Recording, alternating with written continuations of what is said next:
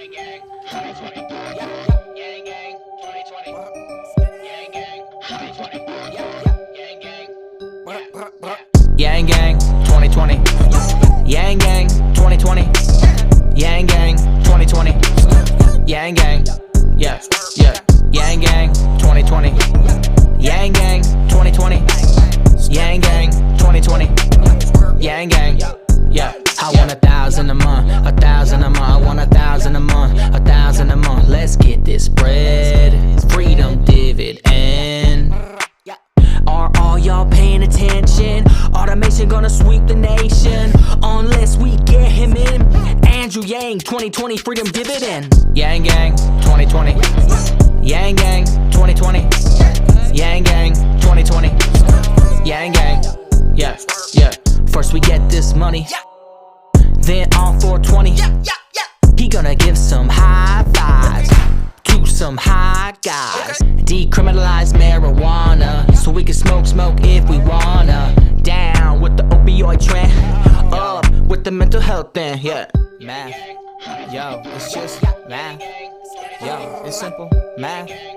Yo, can you do math? Yo, yo. Eliminate super PACs, college stars making stacks, student loan forgiveness plan, cops wearing cameras and climate change is real again. Science rules. Teachers bringing home some bread.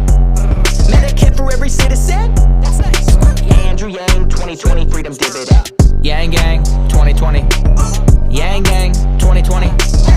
Yang gang, 2020. Yang gang, yeah, yeah. Yang gang, 2020. Yang gang, 2020. Yang gang, 2020. Yang gang, yeah, yeah. Yo, a vote for anyone else is like negative $1,000 from your pocket every month.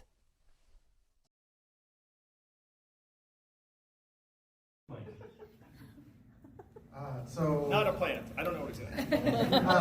I have a Tesla, and we drove to Phoenix, Wow. and it drove itself over 100 miles without me doing anything. So, cars are going to drive themselves soon. Yep. So I think UBI needs to be a thing. If it was a thing, I got $1,000 a month. What's to stop my landlord from saying, "Oh, you have $1,000 extra a month"? Sadly, your rent is now going up $400 a month, and things like that. Like what? Great question. How do we stop that? Yes, I like it. Why did you have a Tesla? Did you do it for the environmental or? It's awesome, and yes. So I don't know if you know Elon Musk endorsed me a little while ago. Yes, yes. So I'm almost literally the candidate of the future. I'm Iron Man's friend. That makes me Hawkeye. I don't want to be Hawkeye. Captain America. I guess I'll be Captain America. But that seems a little bit, I don't know, a little bit like self-hyping. All right. So after I'm president, you all get the dividend, and you're like, wow, we did it. Okay, $1,000 a month. The question is, what happens to pricing? Now, if you look at our not so distant past, we printed $4 trillion for the banks, for the bailout. You remember voting for that? No. I was voting for that shit. But was there massive inflation as a result of them printing $4 trillion for the banks? No. Also, no. If you look at our costs for most consumer goods where there's a competitive market, so that's clothing, food, entertainment, electronics, cars, things like that are either staying the same in price or getting cheaper or getting better. One of those three things. So what are the sources of inflation that are making us crazy? Housing, education, and healthcare. And if you look at those, each of them just keeps going up and up while our incomes stay the same. That's why we're so sad, really. I mean, that's pretty much the summary, because you can't really do without housing, education, and healthcare, so they get more expensive and your wages stay the same. You're like, why am I so pissed off all the time? Why am I so stressed out? It's not just you, it's very rational. If you make the staples of your existence expensive and keep, anyway. So, the reason why these things are getting more expensive is not buying power in people's hands so much. If you look at education, why did college get 2.5 times more expensive over the last number of years? Administrative growth. Great. And then they jack up the prices, and then if you're a parent, you're like, well, I guess we gotta pay for it. So the government then says, oh, I got some loans for you. And then you're like, oh, I guess this is a thing now. So everyone's graduating from college with tens of thousands of debt. As a society, we're up to $1.6 trillion in student loan debt. And that's why education prices go to the moon, is because we just feel like we have no choice but to pay. Healthcare is similar. Your healthcare premiums just go up and up. Also feel like you have no choice but to pay. There's this giant private insurance industry between you and the providers, and the pricing is totally opaque. Oftentimes it's not you paying directly, it's like either your employer, when you go, like you're not paying all of it out of pocket. So that's why healthcare prices keep going up, is they think they can get away with it to the moon as well. And housing, the one you originally asked about, is in some ways the trickiest one, because the incentives to create affordable housing options are lowish in many parts of the country, and there are a lot of NIMBYism regs. Because you go to any population and say, are you for affordable housing? They'll be like, yes. And then you say, are you for affordable housing in your neighborhood? And they'll say, no. That's just the American way now. I will say that if you have $1,000 a month that is portable, it actually makes you harder to push around, not easier. So if your landlord came and jacked up your rent by $400, like, would you take that? At a minimum, you'd look around and say, hey, maybe these other landlords have not jacked up their rents, 20, 30, 40%. And so if they were a reasonable landlord, then you might go there. Now let's say none of the landlords are reasonable. Let's say they all jack it up. Then what might you do? Then you might get together with 2 or 3 friends and say, hey, maybe I'll buy a fixer-upper because I'm not gonna let that landlord push me around. And the great thing is this income is portable. Right now the housing stock is priced often according to proximity to places of employment. You know what I mean? Yeah. So they'll stick at you on price because they're like, we know you have to get to work. So if this passive income is portable, then it actually frees us up. It makes us harder to exploit. I have separate plans to bring down the cost of education, healthcare, and housing, but you would not expect consumer prices in any other category to shoot up. Because if you're a restaurant and you jack your prices up, all it takes is one restaurant not gouging people, and then you lose your business, and then you're like, oh, I guess I have to take it down a notch. Because even with the extra $1,000 a month, you'd still be budget conscious, right? Absolutely. You wouldn't be like, oh, you can charge me whatever you want. You'd be like, oh, no, that doesn't change. So I'm happy to say prices would remain under control, but we do need specific measures to try and reduce the inflation in housing, education, healthcare specifically. It's a very long-winded answer. We got. Hey Yang Gang, how are you? This is Burke for Yang. Hope you're enjoying this little creation I've made for you guys.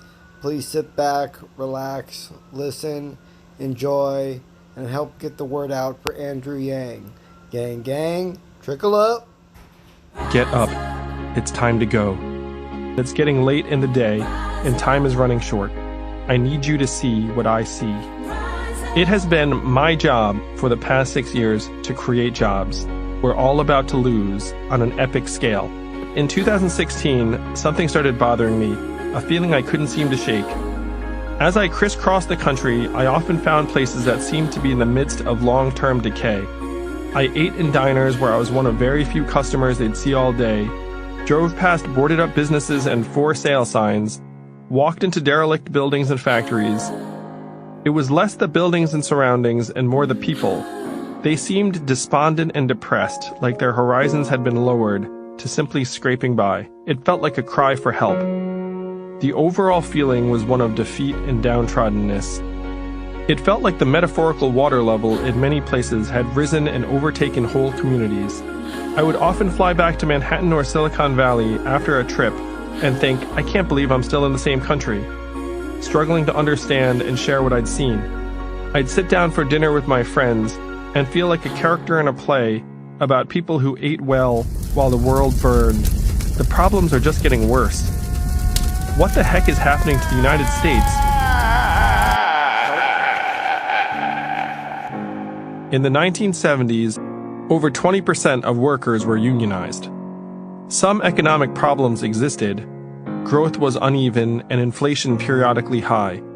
But income inequality was low, jobs provided benefits, and Main Street businesses were the drivers of the economy. For growing numbers of Americans, it's just harder to get ahead. Why has this happened, and what are the consequences? You're broken down and tired. Just trying to make ends meet. And you can't find out. I know the stupid little macho guy over here crying, but things are tough. So we gon' walk top of that, sometimes I wonder how people are really surviving out there. I mean, I'm living paycheck to paycheck, sometimes not even making, rent on time. It's just constant worry. The top 1% have accrued 52% of the real income growth in America since 2009. Technology is a big part of this story, as it tends to lead to a small handful of winners. Companies can now prosper, grow, and mint record profits without hiring many people or increasing wages. Jobs don't grow like they used to. American lives and families are falling apart. Rampant financial stress is the new normal. They treat us like trash. We are in the third or fourth inning of the greatest economic shift in the history of mankind, and no one seems to be talking about it or doing anything in response. My goal now is to give everyone a sense of what's coming, and then prepare us to fight for the version of the future that we want.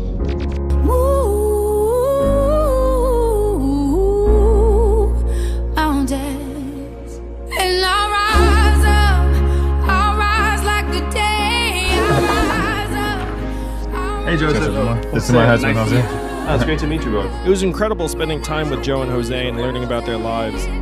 What they're going through is what people all over the country are struggling with. I'm a social worker. 20 years, it's going to be a rich and poor country. That's it. I've ended up more on the poor end.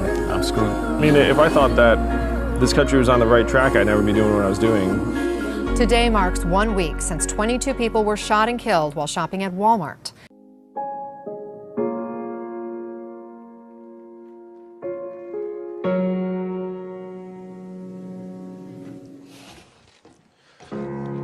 I have a 6- and 3-year-old boy. I was imagining.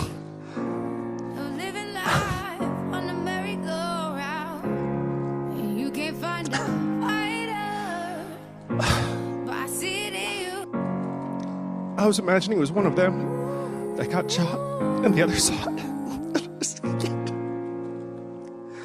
I'm so sorry.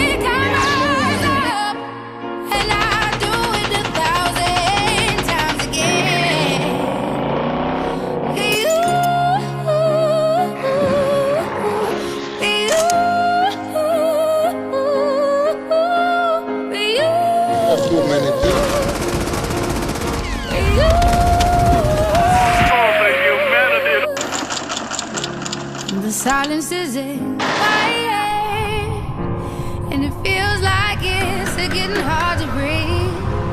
And I know you feel like dying, but I promise we'll take the world to its feet. Feeling we're not in Kansas anymore. I won't take, bring it to its feet.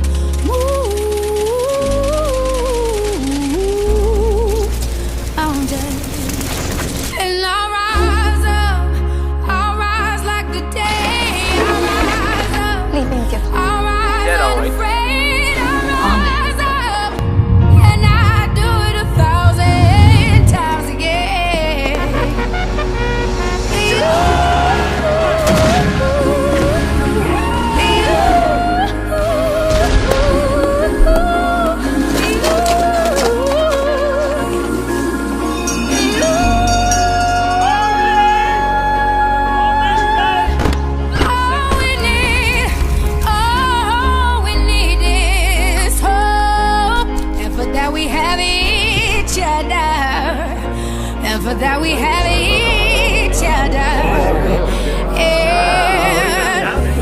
we will rise, we will rise, we will rise,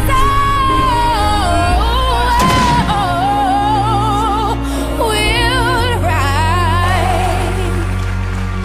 I'll rise up, rise like the day.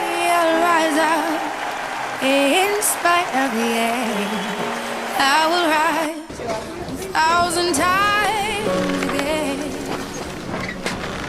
And we'll rise up. I like the waves. We'll rise up. In spite of the ache, we'll rise up. And we'll do it 1,000 times again. Involuntarily in chains, while others came voluntarily. I went on to remind him that no other racial group has been a slave on American soil.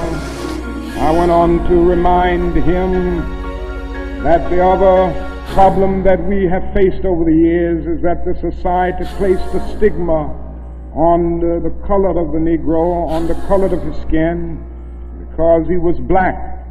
Doors were closed to him that were not closed to other groups. If the Negro is to gain the economic security that he needs, now one of the answers, it seems to me, is a guaranteed annual income, a guaranteed minimum income for all people and for all families of our country. Experts will squabble while the average person suffers. Families will deteriorate into dysfunction. Children will come of age with no real hope of a better life and with institutions selling them false promises. The age of automation will lead to many very bad things, but it will also potentially push us to delve more deeply into what makes us human. I have lived in Manhattan, Silicon Valley, and San Francisco, while working in Providence, Detroit, New Orleans, Cincinnati, Las Vegas, Baltimore, Cleveland, Philadelphia, Pittsburgh, St. Louis, Miami, Columbus, San Antonio, Charlotte, Atlanta, Nashville, Birmingham, Denver, Kansas City, and Washington, D.C. I have been in the room with the people who are meant to steer our society. A universal income, and you're going to have driverless cars, and you're going to have more and more automated services. The machinery is weak. The institutionalization is high. The things you fear to be true are generally true. Shows the future president surrounded by cheerleaders. And the video captures Donald Trump and Epstein chatting. We are capable of so much better. There's a very popular notion out there that ideas change the world. That's wrong. People change the world. People making commitments and sacrifices and doing something about the forces that are tearing our society apart. Whom do we serve? Is there enough character and will and confidence and independence left to build the world and do what is required? Is there enough empathy? I know the difference between talking about something and actually doing something about it. We must convert from a mindset of scarcity to a mindset of abundance. The revolution will happen either before or after the breakdown of society. I told you! Get out of here! We must choose before. It will not be easy. We all have dysfunction within us. Darkness and pain, contempt and resentment, greed and fear, pride and self-consciousness.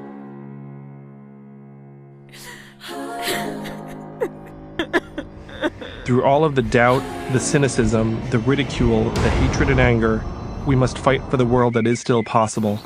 Fight for each other like our souls depend on it. Climb to the hilltop and tell others behind us what we see.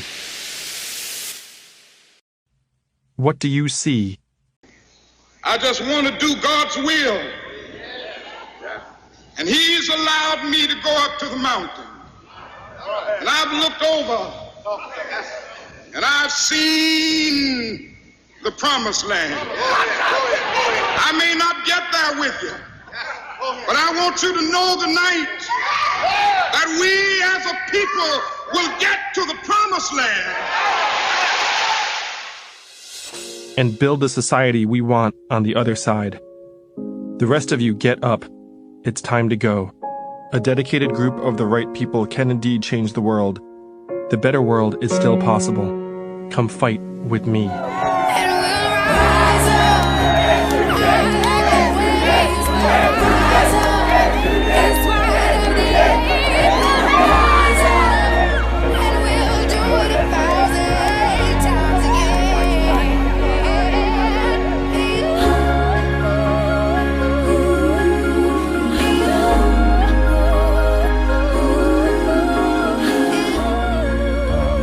anyone watching this or listening to it, you can become part of the Yang Gang. It's a very cheap gang to join. Yeah, it's very the cheapest wholesome. Gang around. The cheapest gang around. If you gave $27, you'd be an above average member of the gang. You know? Think of it as an investment. Yeah, you get $1,000 a month. A month for life. Yeah. You know, what's the return on $27 then? I can do the math. I'm very good at math. No, I can't do that math. That's too complicated. It's very high. Very, How would very, you very get it? You just get a wire transfer every month? Give them the way you want the money. You know, direct deposit into your account is preferable. Okay. Ready.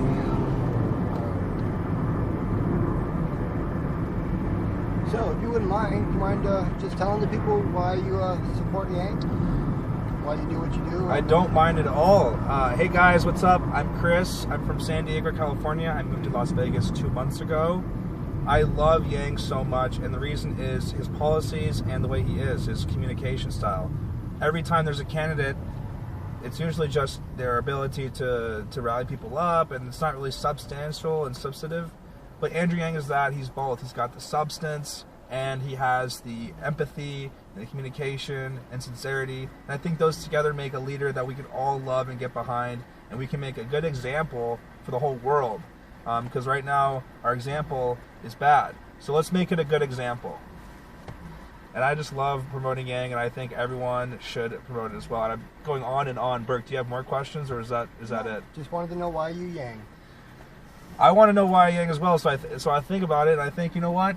It's because it's good. It's good for the people. And now let's just say, you don't just Yang. I mean, you're all into it. It's your pretty much everyday job now. I do a lot of work in it, yes, and I'm happy about that. And the reason I don't hold ever back is because we only have one shot. There's only one shot, so let's do it all. Let's do it all. Make America go forward. Make America think harder. Absolutely. It's not left, it's not right, it's forward.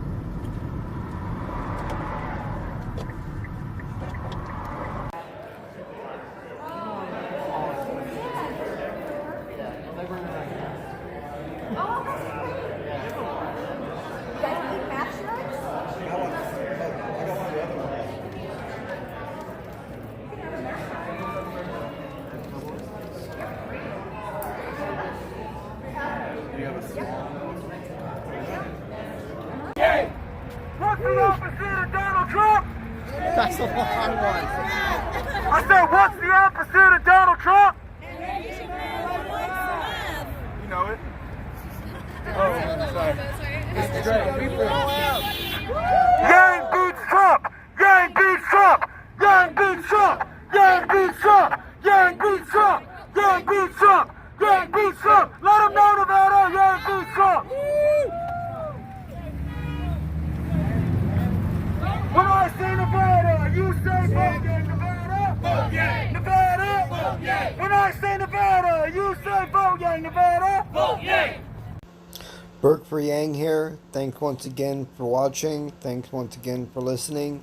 Please share, like, retweet, refollow.